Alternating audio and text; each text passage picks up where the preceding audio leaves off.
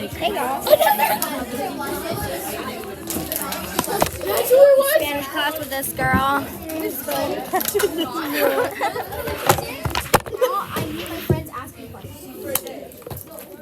We're supposed to be studying right now.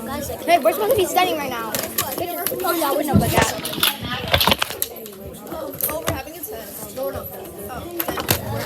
What the heck? Okay, guys.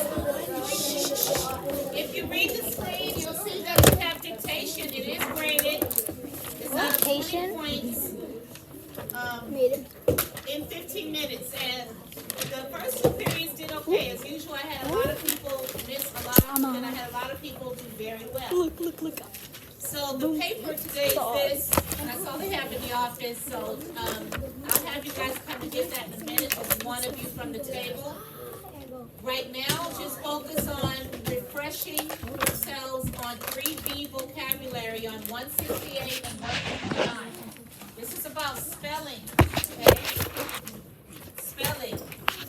So make sure that you are familiar with 3B vocabulary. You should be. And I will stop you in 15 minutes. So someone don't Then watch my we'll talk videos. about what's due on your project. Your work in your groups for the rest of the Oh!